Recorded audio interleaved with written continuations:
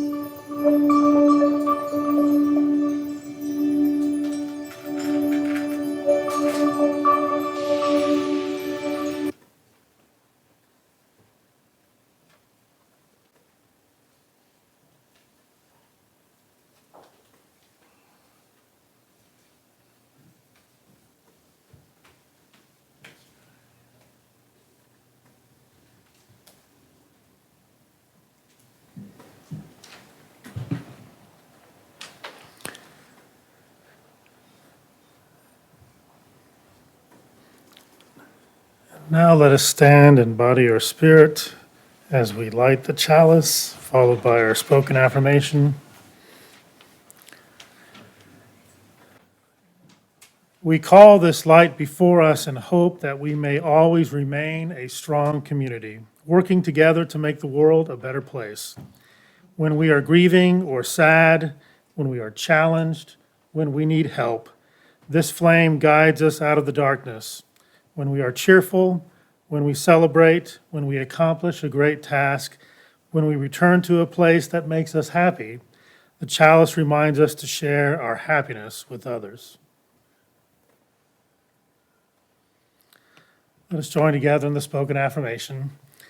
Love is the spirit of this church, and service is its law.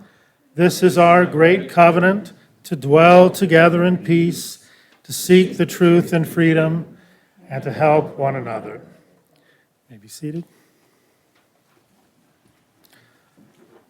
Our opening thought comes from the book Climate, a New Story by Charles Eisenstein. He writes, "We never were separate from nature and never will be, but the dominant culture on earth has long imagined itself to be apart from nature and destined one day to transcend it. We have lived in a mythology of separation."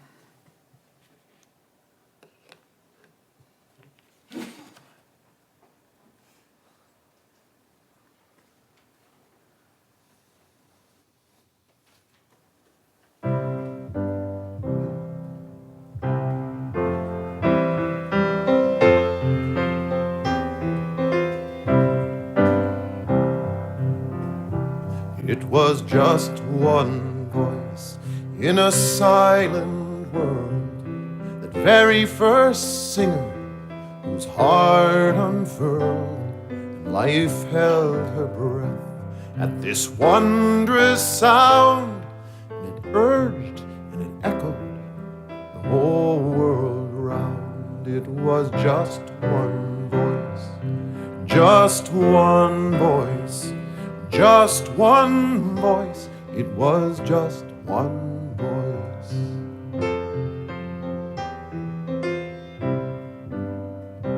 It was just one voice in an angry land, sure and strong in its solitary stand. It was just one heart beating pure and true, and others heard the sound and their own hearts knew. It was just one voice, just one voice, just one voice. It was just one voice, and one and many make a million.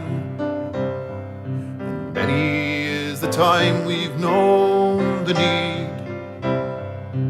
Each one finds its place, soprano, alto, tenor, bass, in choirs, chorales, and choruses, where each voice is the seed.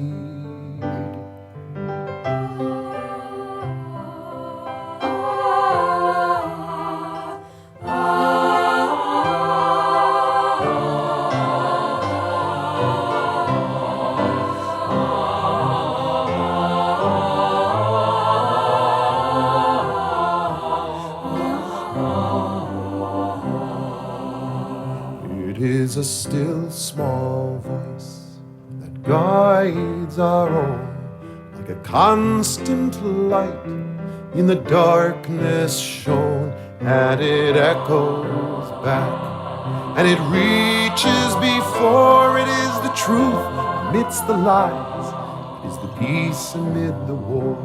It is just one voice, just one voice, just one voice, just one voice. It is just one voice, just one voice, just one voice. It is just one voice, just one voice, just one voice, just one voice, just one voice. We are just one voice, just one voice, just one voice. We are just one voice, just one voice, just one voice.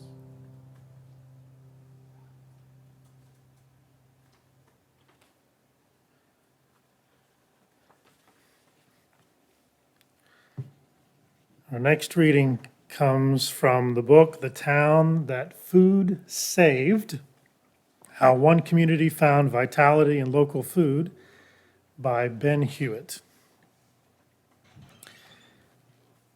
He writes, "The cheap food boom has been seductively comfortable for us all. Let's face it, farming is damn hard work, typically done for damnable pay.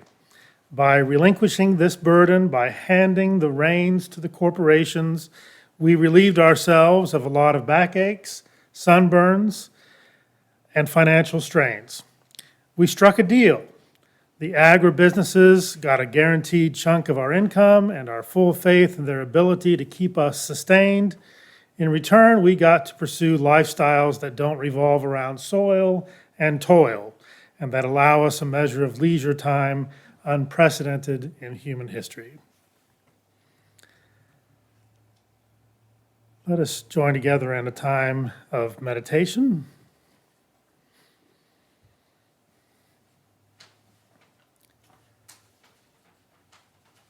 As we have been blessed, so we bless one another to be a blessing. Breathe in. Breathe out. Breathe in. Breathe out.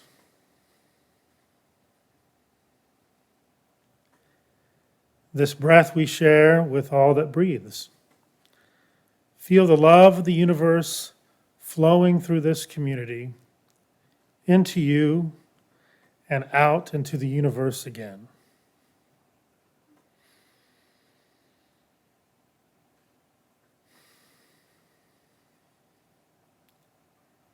Let the love of all the universe, your love, flow outward to its height, its depth, its broad extent.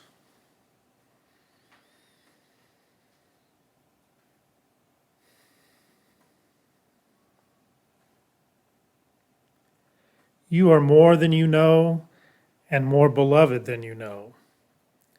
Take up what power is yours to create safe haven, to make of earth a heaven.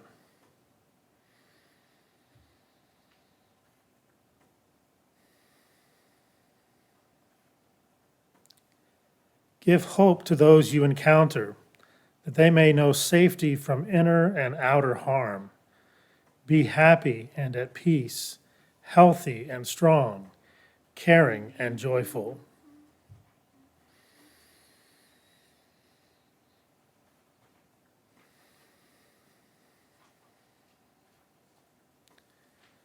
Be the blessing you already are. That is enough. Blessed be.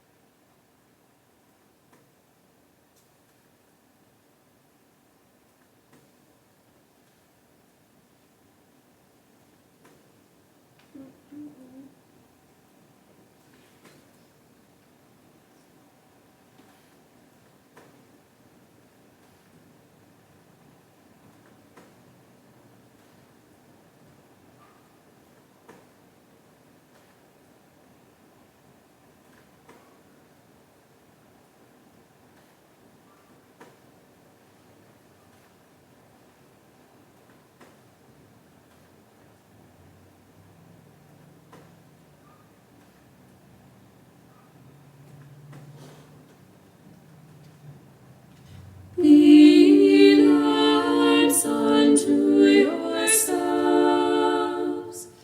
be your own confidence.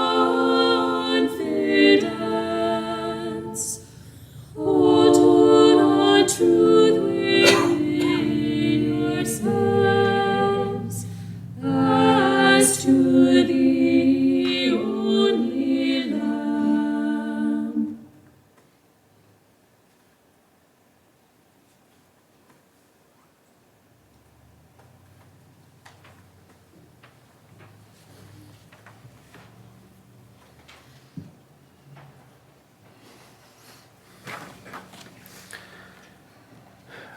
Our next reading comes from 21 Stories by Rob Hopkins, who is one of the founders of the transition movement. What an extraordinary time to be alive this is. The systems that are meant to support and provide for us and to enable us to flourish and thrive are failing us spectacularly. This is increasingly self-evident to people wherever they are within those systems. Yet all over the world, in creative, passionate, and brave ways, and motivated by a tangible sense of what's possible, people are coming together and creating something else, something so much better. There is a global movement driven not by think tanks or political parties, but by communities. It signposts a global movement towards resilience at a local level. Grassroots movements are literally growing the foundations for a more positive, fairer, inclusive future that begins within the local context.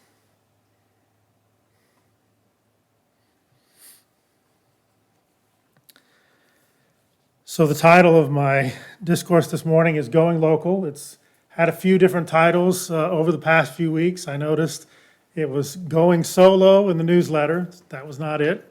But, solo within a community, maybe so.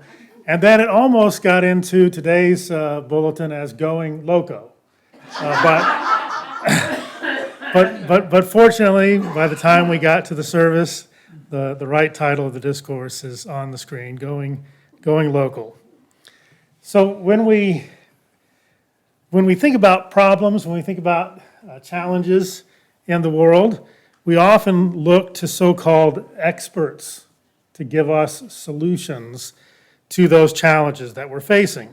And that's not always a bad thing for us to do that, because we usually call them experts for a reason. They know perhaps more than we do about a particular field or a particular area.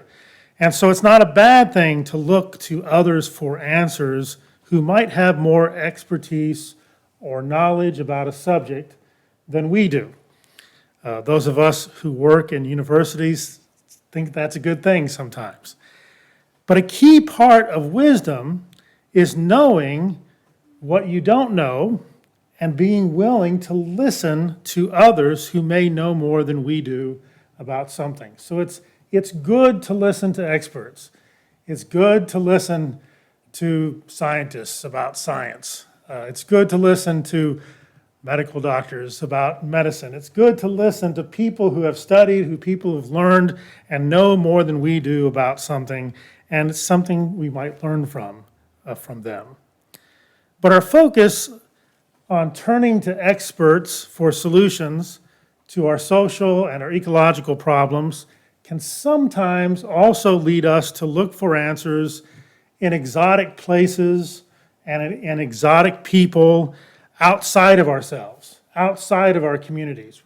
We're going to find that answer somewhere else. We're going to find that answer in somebody else rather than within ourselves, within our communities. When oftentimes the best answer to our problems can already be found within ourselves, can already be found within our local communities. We might even find that some of the answers and solutions to our challenges lie right in our own backyard, or perhaps even in our own front yard, depending on what your neighborhood association will allow you to do. Many of the complex social and ecological problems that we face are beyond the ability of individuals and local communities to overcome and solve. Some of them are too complex. Some of them are beyond our ability as individuals and local communities to overcome and solve. But so many of our challenges are perhaps addressed better at the local level. This morning, I would like for us to consider some of the most helpful ways that local communities can address the significant social and ecological challenges we are facing today. And I think that we might see that when we look at those ways that local communities can address these challenges, that going local is one of the most important things we can do to build and sustain both human communities and ecological communities. As we think about going local and developing thriving local economies and communities, there are a few tried and true ways of creating and sustaining flourishing local communities. And these are: 1, growing, distributing, and consuming food locally. Growing, distributing, and consuming food locally. 2, creating walkable and bicycle-friendly communities. Walkable and bicycle-friendly communities. And 3, developing local currencies to foster local economic activity. I'm going to stick with these 3. You can have a top 10 list of things to do to make communities flourish more, but let's focus on these 3 things. Beginning with local food and why it's so important. I've told some of you in the past that I was with a group of about 18 people, yeah, it was 18 people from Oklahoma City who went to Detroit, Michigan. It's been about 3 years ago now, which seems like a lifetime ago, given what's happened between now and then. But we spent a week in Detroit, and the main reason we went there is we wanted to learn about the urban farming that was taking place in Detroit. You may know that Detroit's had a difficult history economically in the 20th and 21st century. At one point, Detroit was one of the most thriving cities, not only in the United States, but in the world, primarily owing to the automobile industry. During World War II, there were approximately 2.2 million people living in Detroit. That's when my mom lived there for a year, when my grandfather was doing his internship at a hospital in Detroit at the end of World War II. 2.2 million people. And now, approximately 650 to 700,000 people live in Detroit. It's had a significant challenge economically, socially, and they had so much emphasis on one industry. When that industry started to disperse, they had significant economic problems.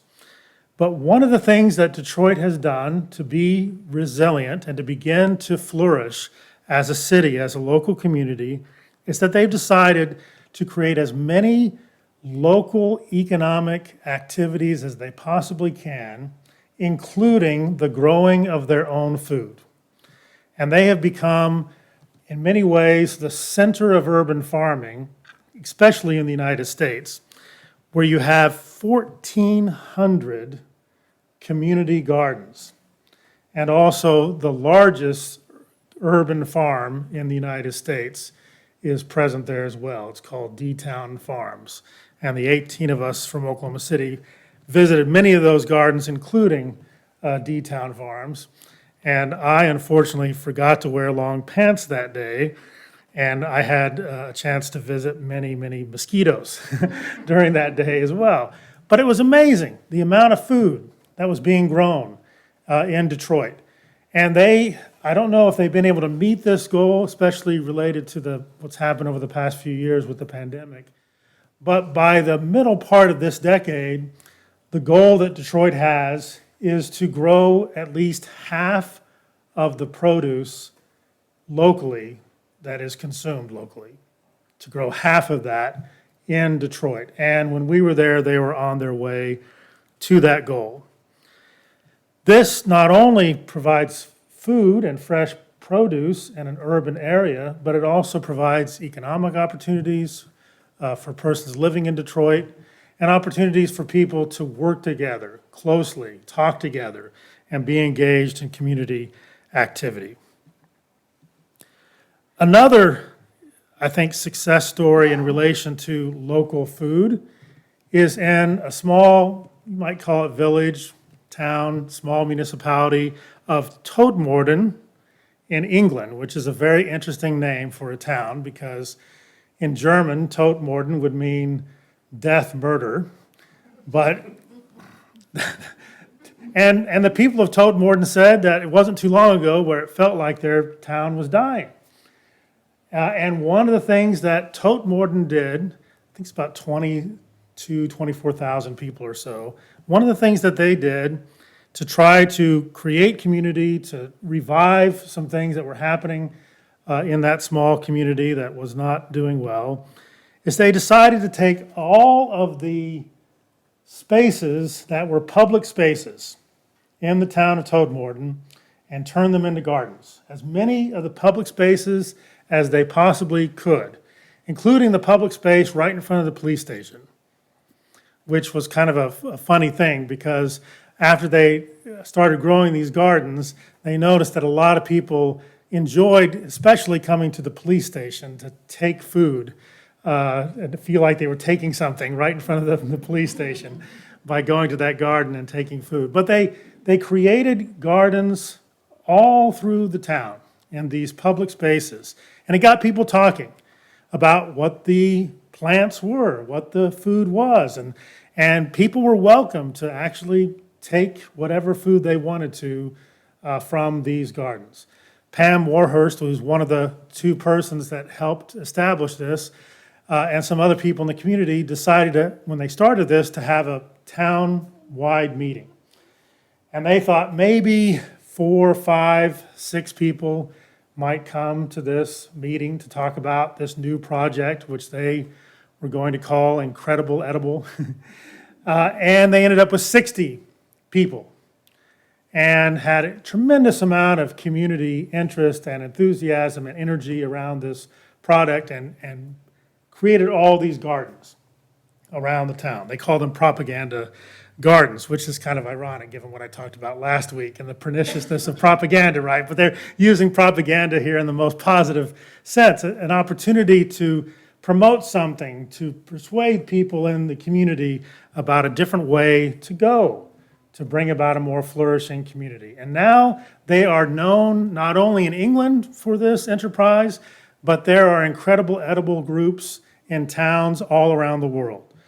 And in Totmorden, not only do they have these propaganda gardens in town, but they've created a town and country partnership, a municipality and rural partnership where they're working with a local farmer who has a small plot of land just outside of Totmorden and is offering all sorts of classes and workshops, and children and adults and people of all generations are coming to that farm and learning how to garden, learning how to get their hands in the soil and actually grow something.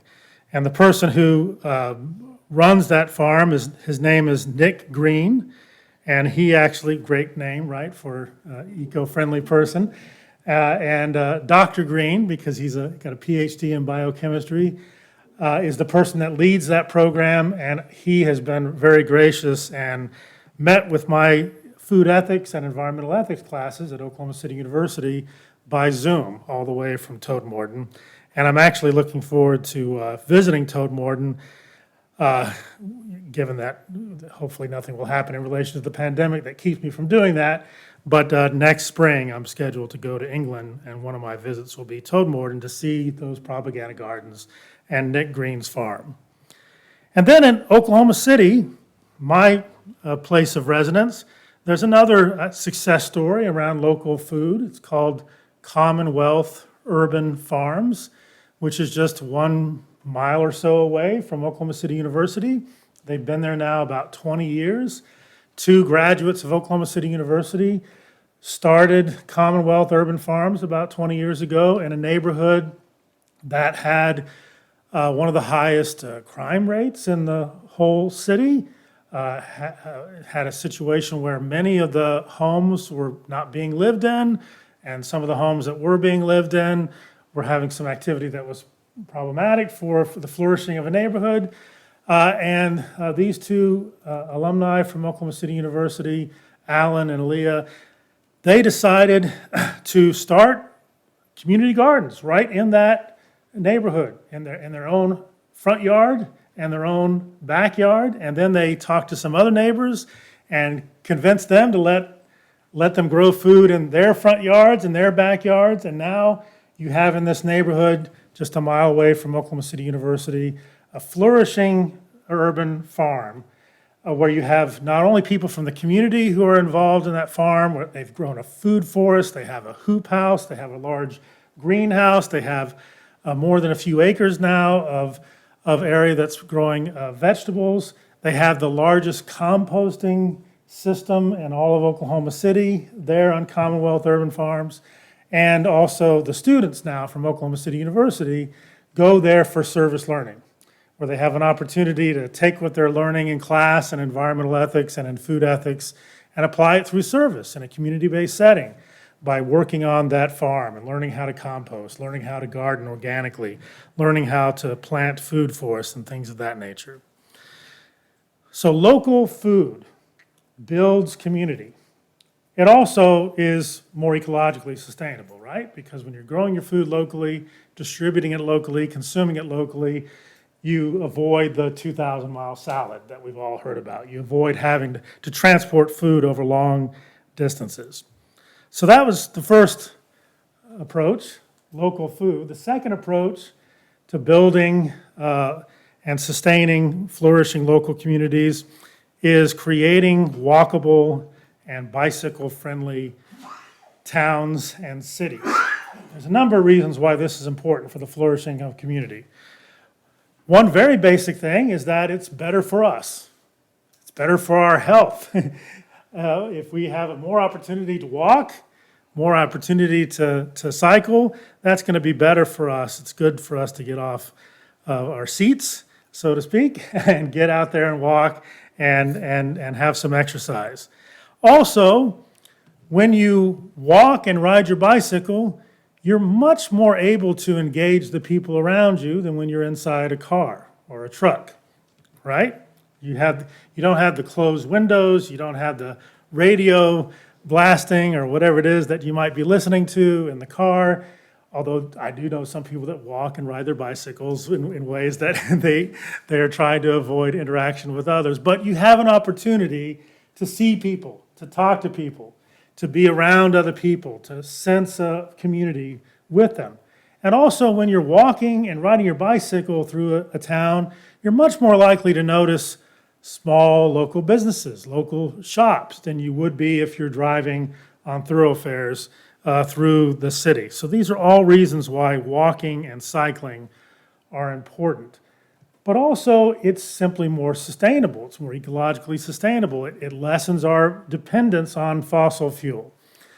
The large city that's done this better than any other city in the world is probably Copenhagen in Denmark. The city planners in Copenhagen decided that there was one thing that they could do to promote walking and cycling more than anything else, and that was to build fewer roads.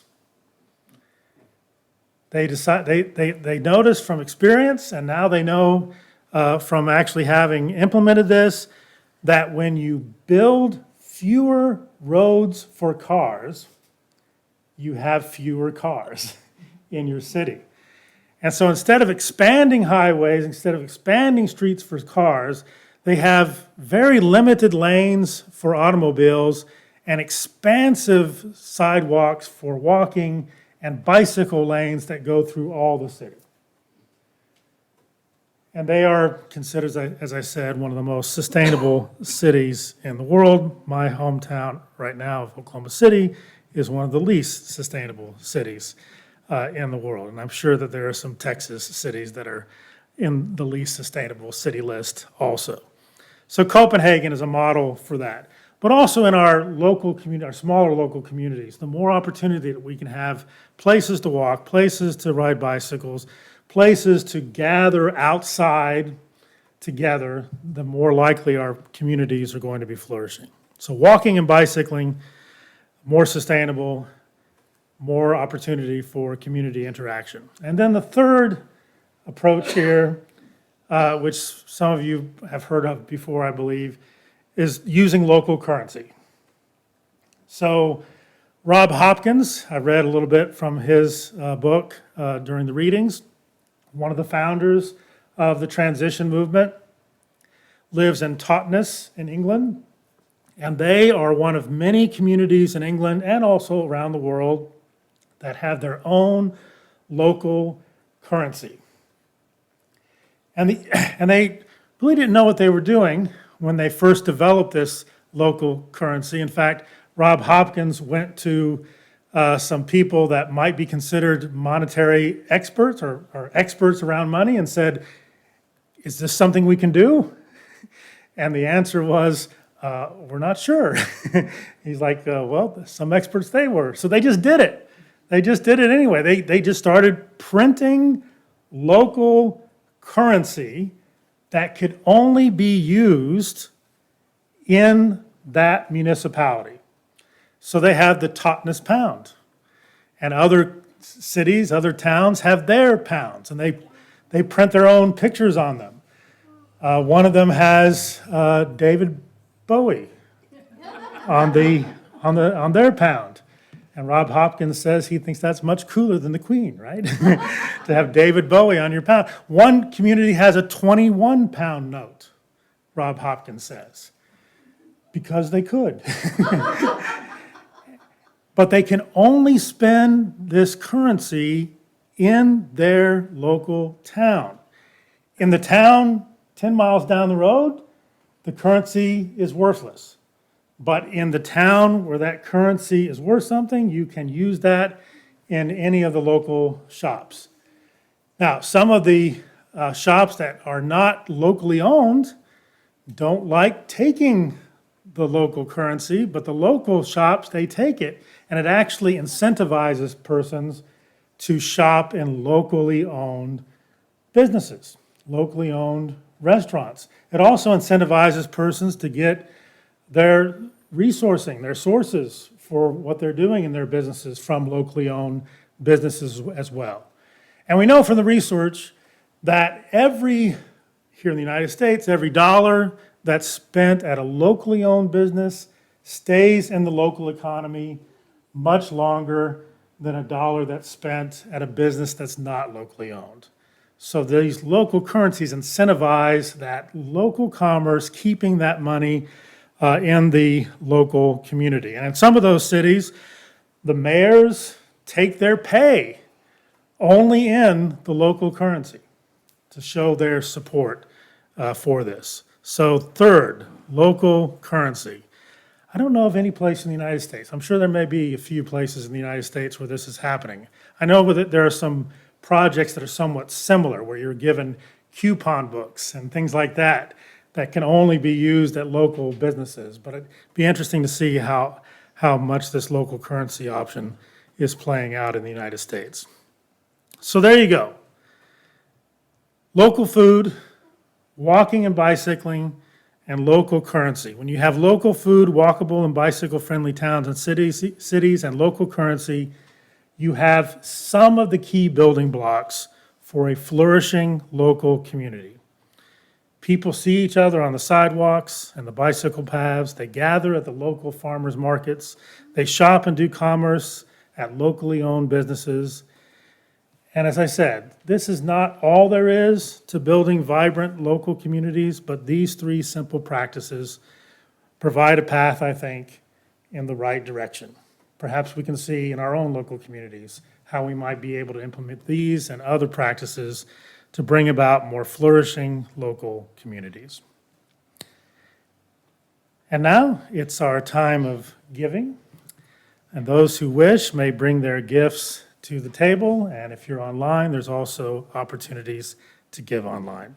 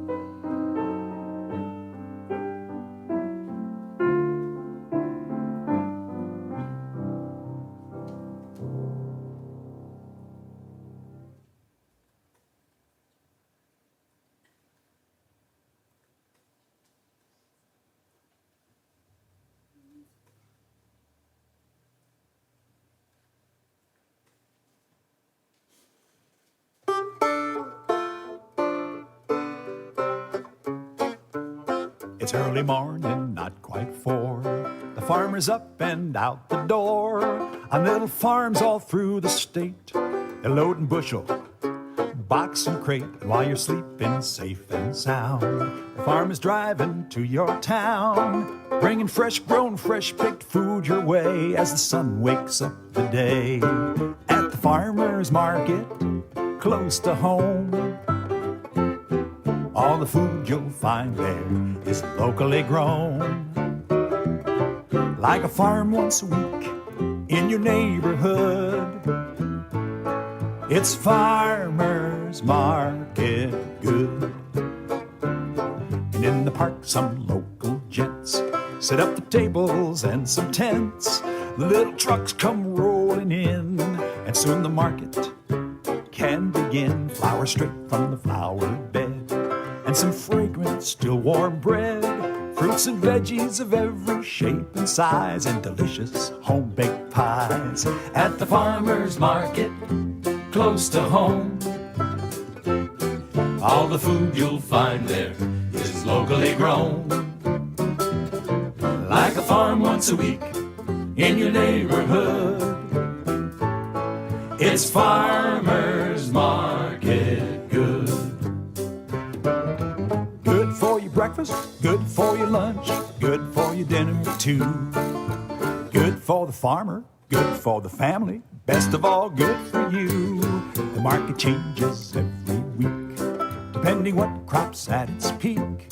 First is rhubarb, lettuce, peas, then spinach and strawberries. Local peaches are so nice, watermelon by the slice, heirloom tomatoes, corn so tall, and apples in the fall. Good for your breakfast, good for your lunch, good for your dinner too. Good for the farmer, good for the family, best of all, good for you. So if it's still a bit too hard to try and till your whole backyard, there is a place right down the street where all your savvy neighbors meet. And like the seeds that the farmers sow, your whole community will grow. 'Cause beside all the best that the farmer sends, you'll find a brand new crop of friends. At the farmer's market, close to home, all the food you'll find there is locally grown. Like a farm once a week in your neighborhood, it's farmer's market, farmer's market. Good for the farmer, good for your family, farmer's market good.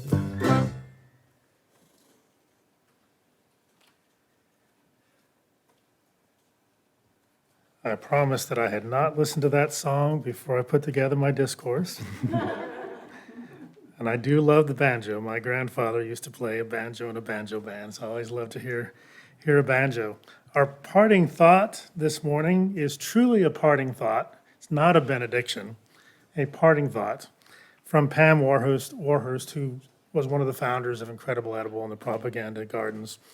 She writes, "There's so many people that don't really recognize a vegetable unless it's in a bit of plastic with an instruction packet on the top." Let us stand for the extinguishing of the chalice in body or spirit. We extinguish this flame, but not the light of truth, the warmth of community, or the fire of commitment. These we carry in our hearts until we are together again.